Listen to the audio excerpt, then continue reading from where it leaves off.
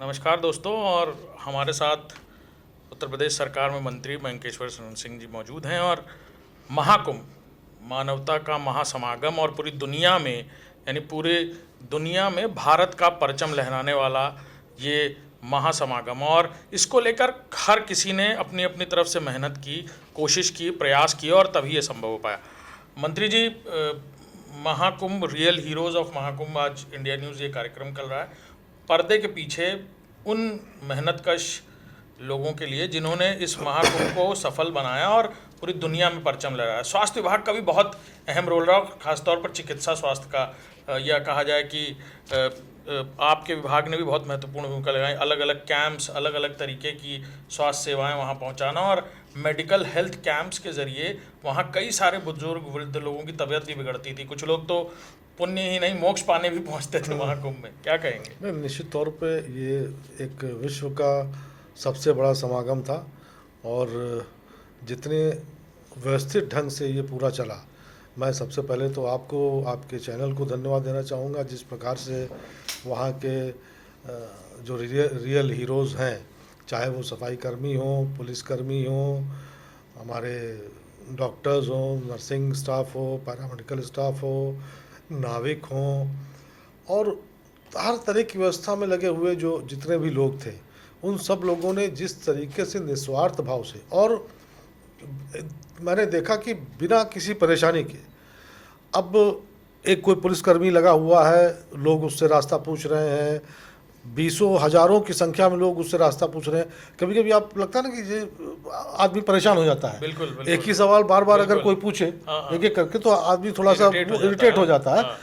कहीं पे भी इरिटेशन नाम की पूरे 45 दिनों में चीज़ नहीं थी। पुलिस जिस तरीके से मित्र भाव में वहाँ पे काम की है, मुझे लगता है कि इन सब जो पर्दे के पीछे लोग हैं, उन सब का मैं इस आपके चैनल के अंतर्गत मैं उन सब का नमन करता हूँ, अभिनंदन करता हूँ। और इतने अच्छे तरीके से महाकुंभ पूरे 45 दिन में संपन्न हुआ। 100 से अधिक देशों से लोग भी आए, उन्होंने भी वहाँ पे दर्शन पूजन किया, डुबकी लगाई। मैं इस आयोजन के लिए विशेषकर माननीय मुख्यमंत्री जी का, प्रधानमंत्री जी का, वो भी इसमें लगातार इन्वॉल्व रहे, मैं आभार प्रकट करूँगा कि इतना बड़ा सनातन का आयोजन शायद ही कभी हुआ हो। मंत्री जी, आपने बहुत अच्छी बात का जिक्र किया कि इरिटेट हो जाता है कोई भी, या फिर जहाँ पर जितनी बड़ी तादाद, और वो भी असंख्य, यानी उसको आप कल्पना के परे था। ऐसे में बिहेवियरल ट्रेनिंग भी विभाग की तरफ से दी गई। आप लोगों की तरफ से भी विभाग के लोगों को कहा गया होगा कि लोगों का इलाज करोगे, बड़ी तादाद में लोग आएंगे, लोग बार बार एक सवाल पूछेंगे, तो उसमें नाराज नहीं होना। कैसे लोगों को समझाना? निश्चित तौर पर ये पूरी सबको बाकायदा, हम बहुत दिन से तैयारी इसकी हो रही थी सब। और साथ ही साथ आपने देखा होगा, देखिए, एक तो बरसात के बाद जो मेला क्षेत्र है, जो एक्चुअल काम जो वहाँ पे हुआ है, वो मात्र 2 से ढाई महीने के बीच में हुआ है। बिल्कुल, बिल्कुल। और बाकी ये ट्रेनिंग वगैरह किन किन लोगों को वहाँ पे वो भेजना है, ये सब तो काफ़ी पहले से चलता चला आ रहा था, और अंदर अंदर सरकार अपना काम कर रही थी। अब ये है कि वो दिखाई नहीं पड़ता था। बिल्कुल, बिल्कुल। तो ये एक दिन का मेहनत नहीं है। इस पे पूरा लगभग तैयारी, तो अगर आप मूल रूप से देखें तो महाकुंभ की लगभग 2.5 से पौने 3 साल पहले से शुरू हो गई थी। बिल्कुल, 2 साल पहले से मुख्यमंत्री दौरा करने लगे। हाँ, मुख्यमंत्री जी तो एक एक चीज, मतलब एक भी ऐसा कोना नहीं था जहाँ पे उन्होंने उस व्यक्तिगत रूप से खुद न देखा हो। चाहे सड़कों की बात करें या फिर इंफ्रास्ट्रक्चर की बात करें। और आपके विभाग पर उस वक्त इस तरह का भी दबाव रहा होगा कि इतनी बड़ी तादाद में वहाँ पर पैरामेडिकल स्टाफ को होना है, ट्रेनिंग देने वाले स्टाफ को होना है, अचानक से फर्स्ट एड करना पड़े तो कौन कौन स्टाफ वहाँ पर होगा? निश्चित तौर पे, लेकिन ये बहुत ज़्यादा इस चीज़ की नौबत आई नहीं। वहाँ पे लोगों के अंदर इतना उत्साह था, और आप यकीन नहीं मानेंगे कि हम लोग को जो एक ये था कि इतनी बड़ी संख्या में लोग इकट्ठा होंगे तो इन्फेक्शन फैलने की बहुत संभावना है। बिल्कुल, हाँ, ऐसी कुछ खबरें भी आई कि एचएमपीवी वायरस हो रहा है, ऐसा हो रहा है। एचएमपी वायरस का तो कोई बहुत वो नहीं है जी, लेकिन इतनी भीड़ में भी मुझे लगता है कि ये सनातन की महिमा है। सनातन की महिमा है कि इतने लोग एक साथ इकट्ठा हुए और जरा सा भी किसी प्रकार का इन्फेक्शन नहीं फैला। मुझे लगता है कि जो वो प्रयागराज वो स्थान है हमारी इम्यूनिटी अपने आप बढ़ गई। 80 साल के 90 साल के वृद्ध आए, उनकी इम्यूनिटी अपने आप बढ़ गई। अब ये कैसे हुआ? ये चमत्कार है। अब जितना हम लोग ने सोचा था कि बारिश का हजारों लोग बीमार पड़ेंगे, लेकिन ऐसी स्थिति कहीं आई नहीं। लेकिन ऐसी तैयारी आप लोगों ने तैयारी हम लोग की पूरी थी, लेकिन कहीं फैले या इस तरह कुछ हो तो पूरा, लेकिन तैयारी हम लोग की पूरी थी, लेकिन हम लोग कभी मतलब जरूरत से ज़्यादा अधिक मरीज नहीं आए। हमारे बेड हमारे हमेशा तैयार रहे। ईश्वर की कृपा से ऐसा कभी नहीं हुआ 45 दिन में कि किसी मरीज को लिटाने के लिए हमारे पास बेड कम पड़ा हो। बिल्कुल बिल्कुल, ये ईश्वर का ही ये चमत्कार है, और मैं इसमें कुछ नहीं कह सकता। ये तो आपने तैयारी की बात बताई है, लेकिन इस दौरान विपक्षी दल जिस तरह के आरोप लगाते रहे मंत्री जी, खासतौर पर समाजवादी पार्टी की बात करें तो कोई ऐसा दिन नहीं बीता इन 45 दिनों में जब अखिलेश यादव टिप्पणी करते हुए नजर ना आए। निश्चित तौर पर देखिए, अब मुझे तो लगता है कि चाहे जो हो, चाहे कांग्रेस पार्टी हो, चाहे समाजवादी पार्टी हो, इनके पास सनातन के विरोध के अलावा कोई दूसरा विषय नहीं है। अब देखिए, एक टिप्पणी उन्होंने करना शुरू की कि जल दूषित है। आप वहाँ पर रहे होंगे, मेरे ख्याल से ज़्यादातर चैनल के ज़्यादातर लोग वहाँ पे लगातार 45 दिन 2 महीना रहे हैं जी। किसी एक व्यक्ति ने आपको शिकायत की कि जल दूषित है? नहीं। क्या 66 वहाँ पर कई बार, क्या 66 करोड़ 30 लाख लोग झूठ बोल रहे हैं? सनातन का इस तरह का अपमान, उन 66 करोड़ 30 लाख लोगों का अपमान है ये,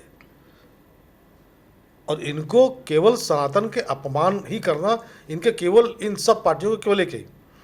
अभी आप देखिए, जिस तरीके से वक्फ बोर्ड का बिल पारित हुआ, अब इनसे पूछिए जरा, गांधी परिवार के 3 लोग हैं सदन में, तीनों में से कोई बोला? जो पूर्व राष्ट्रीय अध्यक्ष है वो तो सो रहे थे सदन के अंदर। 2:30 बजे रात को पूरा सदन चर्चा कर रहा है, उन्होंने कई बार कहा भी, और आप मंत्री जी ने, और आप सदन में सो रहे हैं। ये देखिए, ये राजनीति जो है, राजनीति इन्होंने केवल एक पर्यटन स्थल बना रखा है। 1 महीना विदेश घूमेंगे, 15 दिन के लिए आए, राजनीति की, फिर चले गए। तो राजनीति ऐसे नहीं चलती है। और आज सनातन जाग चुका है। 120 करोड़ सनातनी है पूरे विश्व में, 120 करोड़ सनातनी जाग चुका है। अब सनातन का अपमान कोई सहेगा नहीं। और हम काम करते हैं देश के लिए। हमारा मुख्य ध्येय है परम वैभव ने तुम्हें तत्व राष्ट्रम। हमको परम वैभव पर भारत को ले जाना है। अब बहुत लोग ये कहते हैं कि आपको मुस्लिम वोट नहीं मिलता है, हमें चाहिए नहीं। जिसको देना हो दो, जो दे उसका भी भला, जो ना दे उसका भी भला। हमको हमारे सनातन का वोट मिल जाए, यही बहुत बड़ी बात है। अखिलेश यादव, आपको लग रहा था कि बीच में प्रोपेगेंडा पॉलिटिक्स कुंभ में करने की कोशिश कर रहे थे, लेकिन एक वक्त मंत्री जी ऐसा भी आया कि वो खुद आ गए मजबूर होकर वहां पर डुबकी लगाने के लिए? निश्चित तौर पे देखिए, वो भी क्या कर रहे हैं। पीडीए का मतलब क्या है? पीडीए का मतलब है कि हिंदुओं को बांटो। ये पीडीए जो है, ये दलित जो है या पिछड़ा जो है, ये मुस्लिम कम्युनिटी में नहीं है क्या? ये बहना, फकीर, गुजर, मनिहार, रंगरेज, पसमानदा, ये कौन है? ये बिल्कुल गरीब तबका है मुसलमान में। और बहुत सारी दर्जी, न जाने कितने जुलाहा, बहुत सारी है जातियाँ। उनको कहीं नहीं अलग कर, उनको भी पिछड़ों में करिए। उनका उत्थान के बारे में तो आपने कभी सोचा नहीं। ये केवल सनातन को बदनाम करना, सनातन के पीछे पड़े रहना, सनातन धर्मावलंबियों के पीछे पड़े रहना, उनके देवी देवताओं के खिलाफ मजाक उड़ाना। एक कोई किसी मुस्लिम उसके बारे में कुछ कह दिए, देखिए क्या बवाल होगा, सरतन से जुदा। नुपुर शर्मा का नाम सुना होगा आपने। कितने साल हो गए बेचारी घर से बाहर नहीं निकल पाई है। किसी ने सोचा उसके बारे में?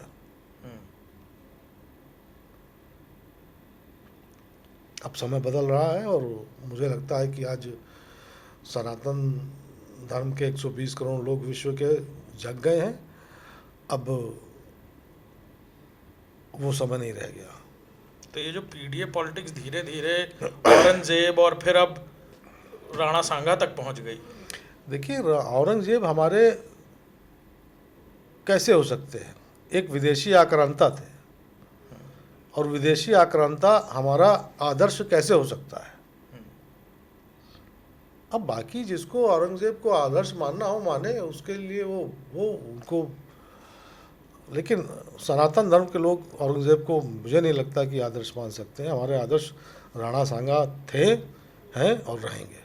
लगता नहीं आपको कि इसको पूरा डाइवर्ट करने के लिए ये मामला औरंगजेब से शुरू हुई बात राणा सांगा तक आ गई? राणा सांगा को लेकर कुछ बीते दिन पहले उन्होंने, लालजी सुमन ने ये कह दिया कि उनके बारे में भी तमाम बातें की कि उन्होंने बुलाया था, यहाँ पर बुलाया, उन्होंने आक्रांताओं को, उनकी मदद ली और उनकी मदद से सब कुछ किया। कई सारी टिप्पणियां करी, तमाम प्रदर्शन चल रहे हैं, अभी 24 घंटे भी नहीं बीते, कल ही लखनऊ में भी बहुत बड़ा प्रदर्शन। मुझे लगता है उनका मानसिक संतुलन बिगड़ गया है। हाँ। और मेरा सुझाव यही है कि वो इलाज उनको अपना कराएं, मानसिक इलाज कराएं। ये इस तरह के लोग राणा सांगा के बारे में इस तरह की टिप्पणी जो करे वो मानसिक रूप से विक्षिप्त है। और मुझे गुस्सा कम, ऐसे व्यक्ति के ऊपर दया ज़्यादा आती है। मुझे लगता है उनको अपना मानसिक इलाज कराना चाहिए। वक्फ बिल को लेकर आप अभी कह रहे थे, तो वक्फ बिल को लेकर अब एक अलग तरीके की चर्चा और शुरू हुई है। अब इस पूरे मामले को कोर्ट ले जाने की, सुप्रीम कोर्ट ले जाने की बात चल रही है। कोर्ट जाने का तो किसी के पास अधिकार है, जाए कोर्ट, लेकिन आप एक ये है कि वक्फ है क्या? देखिए, वक्फ है कोई मुस्लिम व्यक्ति अपनी जमीन अल्लाह को दान देना चाहता है, वो वक्फ है। अपनी जमीन, आपकी जमीन में दान दूं तो नहीं। और दान किस चीज का दिया जाता है? अपनी कमाई हुई संपत्ति, अपनी संपत्ति का किया जाता है। हम दूसरे की संपत्ति तो दान कर नहीं सकते हैं। अब ये जो चलन हो गया था दूसरे की संपत्ति का भी दान, उन्होंने तो इसको सुधारने का है। महाकुंभ की जमीन पे तक दावा कर दिया वक्फ बोर्ड ने तो। और वक्फ बोर्ड का काम क्या था? देखिए, पहली बात तो ये कि वक्फ अलग है, वक्फ बोर्ड अलग है। सबसे बड़ा अंतर तो पहले मुस्लिम समाज यही समझ ले, वक्फ अल्लाह है और वक्फ बोर्ड जो है उसके चलाने वाले हैं, मुतवल्ली वगैरह और जो उसके मेंबरान वगैरह होते हैं वो। अब सरकार ने क्या किया है अभी तक? अब जो ये बोर्ड का काम जो था, जो वक्फ की ज़मीन है उसका रखरखाव करे और उसके रखरखाव से जो आमदनी हो वो गरीबों के ऊपर खर्चा करे। इतने 70 सालों से किसके ऊपर खर्चा किया? कै रुपया खर्चा किया? हुआ ये कि वक्फ की ज़मीन जिसका अरबों रुपए, करोड़ों रुपए की संपत्ति है वो, और उसको औने पौने में बेच दिया या फिर औने पौने में उसको किराए पे दे दिया। किराया आप ले रहे हैं उससे लाखों में, दिखा रहे हैं 500, बाकी जो है आपकी जेब में जा रहा है। हो ये रहा था। अब 500 जो दिखा भी रहे हैं वो 500 भी खर्चा होना था जिसके ऊपर, जिस गरीब के ऊपर, वो आज तक पूरे हिंदुस्तान में एक गरीब नहीं है। तो सरकार तो एक तरीके से जो हमारे मुस्लिम भाई हैं उनको रास्ते पे लाने के काम कर रही है कि आप अपने ईमान पे चलो। जिसका ईमान सही होगा वही मुसलमान होगा, मौलाना और जिसका ईमान सही नहीं है मुसलमान हो ही नहीं सकता। ये मैं नहीं कह रहा हूँ, ये कुरान कह रही है। तो पहले तो ये जितने हैं जो लोग वक्फ की संपत्ति यानी अल्लाह की संपत्ति को खा रहे हैं, मुझे तो दया आती है उनके ऊपर कि भगवान पता नहीं अल्लाह उनको माफ़ करेंगे कि नहीं करेंगे। ये मौलाना मदनी की तरफ से बात कही गई कि हिंदू धर्म से जुड़ी हुई बातें, हिंदू धर्म से सेंटिमेंट्स, या उनको लेकर मुसलमान या कोई भी ऐसा धर्म से जुड़ा हुआ व्यक्ति कोई बात नहीं कहता, तो क्या ज़रूरत है इस मामले को संसद तक खींच के लाने की, इसमें हस्तक्षेप करने की, जो शरीयत से जुड़ा हुआ मामला है, कुरान से जुड़ा हुआ नहीं, ये शरीयत से जुड़ा नहीं है, बिल्कुल गलत कह रहे हैं। ये शरीयत से जुड़ा नहीं है, ये उन लाखों हजारों मुस्लिम भाइयों की दान की हुई ज़मीन का मामला है, और उन्होंने दान इसलिए दिया था कि गरीब लोगों के ऊपर ये खर्चा हो, ये दान। यही बात, और उन लाखों करोड़ों मुस्लिम भाइयों जिन्होंने दान दिया, वक्फ किया अपनी ज़मीन या अपनी जायदाद, क्या उनकी भावना का ख्याल रखना सरकार का काम नहीं है? लगभग 12.5 लाख एकड़ के करीब ज़मीनें हैं, जैसा सुनने में आ रहा है। जी। एग्जैक्ट तो मुझे नहीं मालूम। हाँ, बिल्कुल सही है। तो इन 12.5 लाख जो करोड़ ज़मीनें हैं, इन सब को जिन लोगों ने दिया है वो हजारों लाखों की संख्या में होंगे, करोड़ों की संख्या में होंगे, और उनकी दान की हुई संपत्ति आप कुछ, और ये बहुत ज़्यादा लोग नहीं है। देखिए, अंदाज़न लगभग 22-23 करोड़ मुस्लिम हैं जनसंख्या पूरे भारत में, 24 करोड़ जो भी हो संख्या, इसका फ़ायदा, वक्फ की ज़मीनों को फ़ायदा उठा रहे होंगे केवल 500, 1,500, 2,000 लोग बस, इससे अधिक नहीं है। ये जो बाकी हमारा 24 करोड़ भाई है मुसलमान, ये बिना मतलब परेशान है।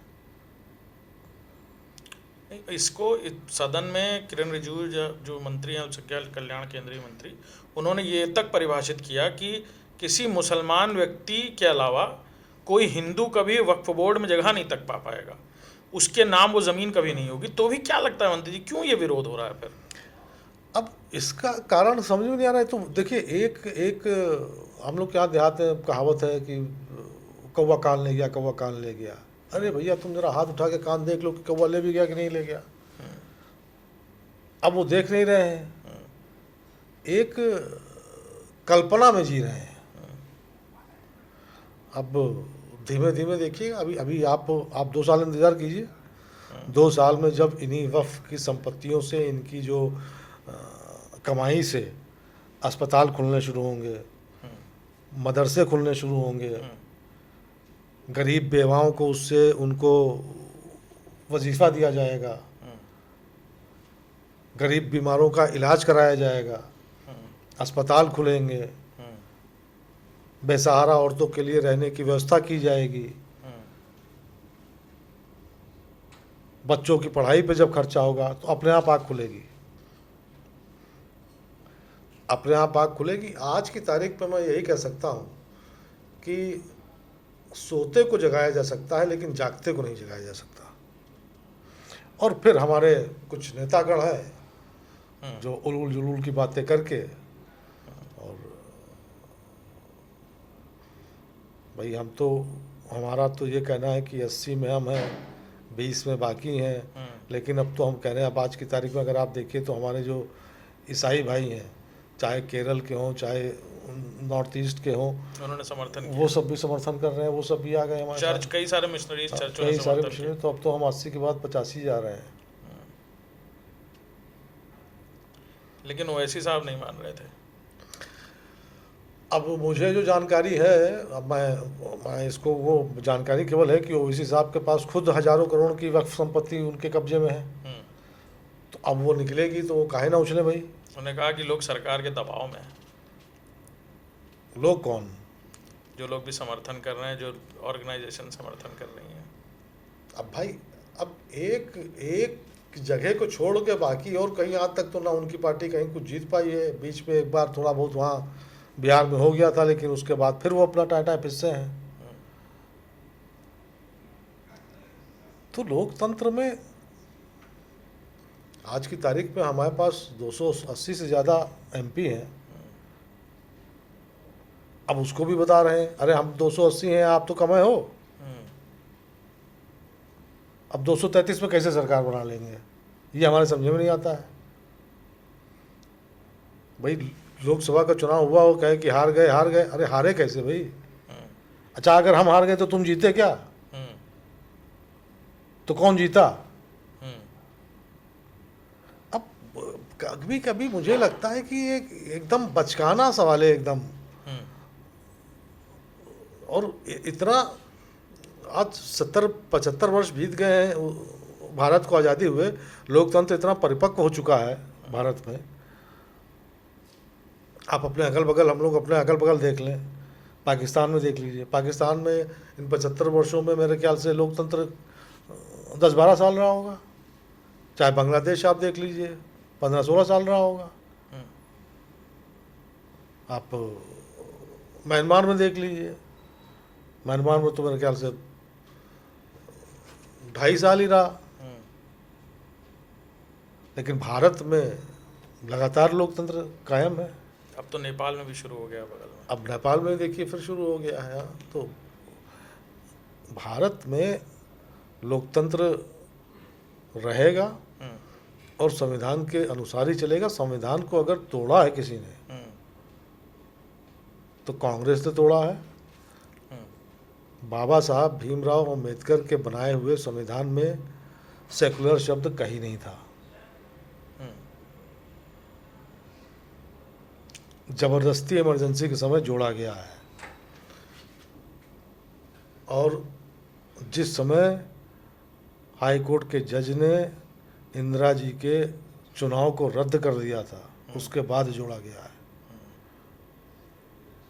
और 5 साल की संसद को 6 साल कर दिया गया था, उसके बाद जोड़ा गया है।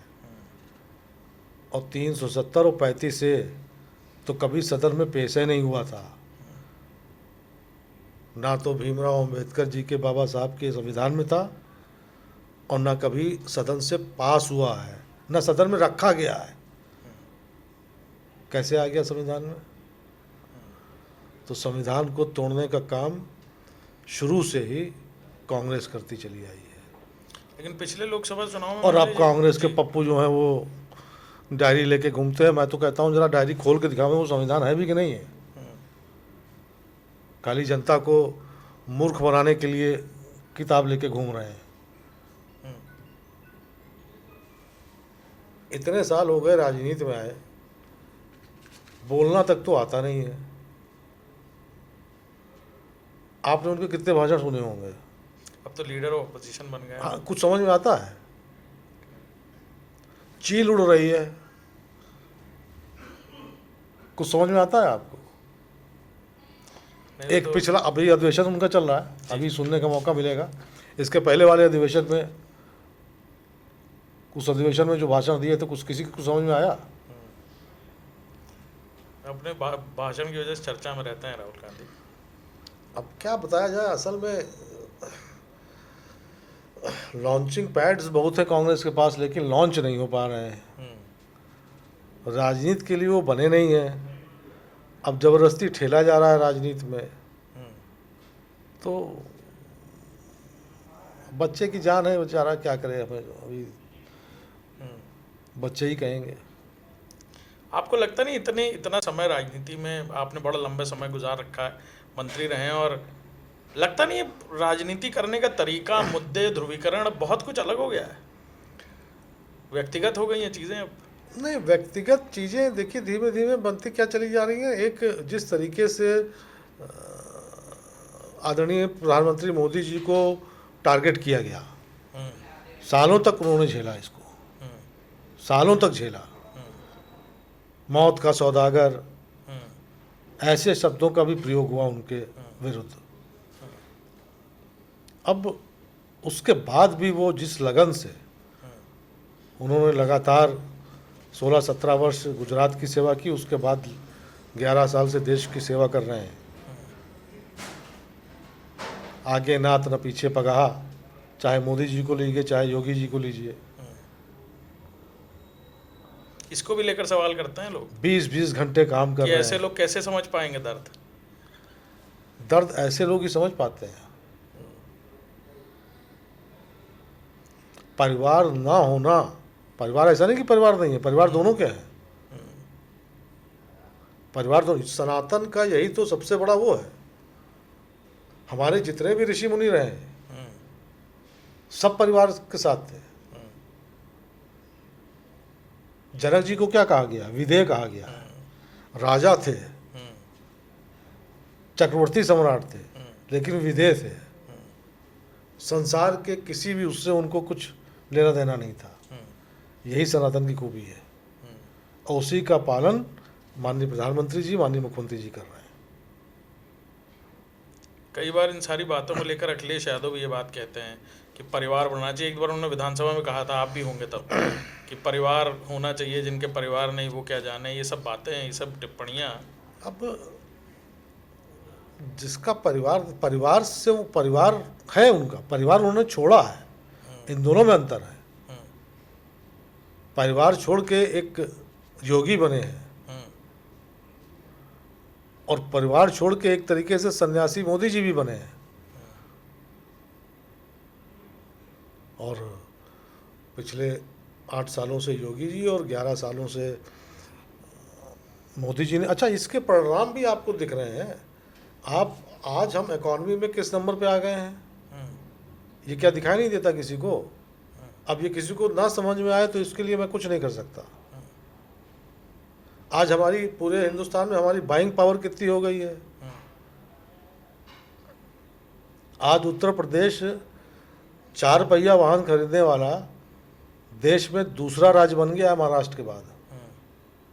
उत्तर प्रदेश आज दूसरी इकॉनमी बन गई है पूरे देश में। 11वें नंबर पे थे हम 8 साल पहले, और आज दूसरे नंबर पे आ गए हैं देश की इकॉनमी में। अब ना किसी के समझ में आए तो इसके लिए मेरे पास कोई इलाज नहीं है, और ना स्वास्थ्य विभाग के पास, ना किसी डॉक्टर के पास इसका इलाज है।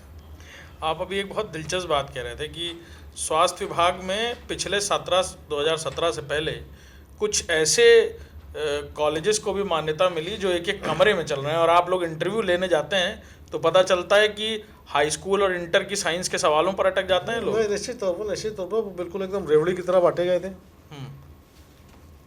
निश्चित तौर पर रेवड़ी की तरह बांटे गए थे, और जिस वजह से बांटे गए थे वो भी आप समझ रहे होंगे। अब धीमे धीमे उनको ठीक किया जा रहा है। कई बार कई चीज़ें होती हैं जो सार्वजनिक रूप से नहीं कही जा सकती हैं। इतनी ज़्यादा संख्या है कि एक साथ उनका निस्तारण करना भी संभव नहीं होता है। और अब ये है कि धीमे धीमे सब लाइन पे लाया जा रहा है, प्रयास हम लोग कर रहे हैं। आप अभी कुछ बता रहे थे, कुछ इंटरव्यूज हुए, इंटरव्यू में हाँ, लाखों की तादाद में लोगों ने फॉर्म भरे, हजारों की तादाद में लोग पास हुए, और बस यही है, ये एक तरीके से खिलवाड़ है उन बच्चों के साथ जिन लोगों को नर्सिंग की ट्रेनिंग दी गई, और उनके भविष्य के साथ खिलवाड़ हुआ। डिग्री पा गए, लाखों की संख्या में ऐसे लोग हैं जो डिग्री लिए घूम रहे हैं, लेकिन आता जाता कुछ नहीं है। अब आज की तारीख में आप हमसे अगर अपेक्षा करें कि हम उस व्यक्ति को नौकरी दें जिसको नर्सिंग का कुछ नहीं मालूम है, और वो कल किसी मरीज के साथ खिलवाड़ नहीं होगा, वो पता नहीं कितने सारे जीवनों के साथ। तो अब उन सब चीज़ों पे रोक लगी है। अब इन सब चीज़ों पे अगर रोक लगती है तो थोड़ा बहुत तिलमिलाहट आती है। आपने देखा होगा पिछले 3 वर्षों में लगातार अगर सबसे ज़्यादा किसी विभाग को अगर ठोका पीटा जा रहा है तो वो स्वास्थ्य है। उसका कारण यही है, वो तिलमिलाहट निकल के आ रही है। उनकी चर्चाओं में, उनकी प्रेस कॉन्फ्रेंस में सबसे ऊपर रहता है, सबसे ऊपर रहता है। वो तिलमिलाहट आ रही है। वो एक जिस तरीके से लूट का अड्डा बना लिया था। एक बड़ी मजेदार चीज़ बताऊँ मैं आपको जी। सैफई में एक इंस्टीट्यूट बना है, स्वास्थ्य विभाग ने बनाया है। एक तो आपको बता दूं कि स्वास्थ्य विभाग अलग है, चिकित्सा शिक्षा विभाग अलग है। हाँ। स्वास्थ्य विभाग में सुपर स्पेशलिस्ट एक भी डॉक्टर नहीं है। सुपर स्पेशलिस्ट पद ही नहीं है, क्योंकि स्वास्थ्य विभाग वो काम नहीं करता है। सुपर स्पेशलिस्ट वाला काम जो है वो चिकित्सा शिक्षा विभाग करता है। अब वहाँ पे एक सुपर स्पेशलिस्ट इंस्टीट्यूट बन गया, अब बन के तैयार हो गया। स्वास्थ्य विभाग को हैंड ओवर हो गया। बनाता तो कोई एजेंसी है ना, निर्माण निगम है या फलाना है, वो निर्माण उमार करके उसके बाद फिर वो विभाग को जो है हैंड ओवर करता है। विभाग को हैंड ओवर किया। अब विभाग मंत्री दोनों अलग थे। अब विभाग के हाथ पांव फूले कि हम इसमें डॉक्टर कहाँ से लाएं, हमारे पास तो पता नहीं है। और ये उसी समय बन के तैयार हो गया था, उनके समय में। ये बहुत कहते हैं ना कि हमने बनवाया। उनके समय में ही, उनके बनवाने के बाद भी 4 साल तक ऐसे ही पड़ा रहा, बंद पड़ा रहा। उसके बाद जब हमारी सरकार आई, वो पैसा उनका तो था नहीं, वो देश का पैसा था, प्रदेश का पैसा था। उसको हमने फिर वापस ट्रांसफ़र किया चिकित्सा शिक्षा विभाग को, और चिकित्सा शिक्षा विभाग को ट्रांसफ़र करने के बाद अब वो आज की तारीख में फुली जो है काम कर रहा है।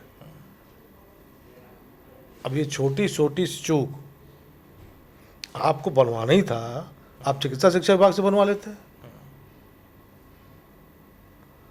अब इसके लिए मैं क्या कहूँ, क्या कारण क्या रहा होगा मंत्री जी, लगता है आपको? अब क्या जानकारी का अभाव तो नहीं कह सकते, वो सरकार में थे, तमाम अधिकारी साथ में होंगे, तमाम शुभचिंतक भी साथ में होंगे। अब क्या कहा जाए, इसके लिए एक शब्द बना है बेवकूफ़ी। इसके अलावा तो दूसरा शब्द मुझे याद नहीं आता है।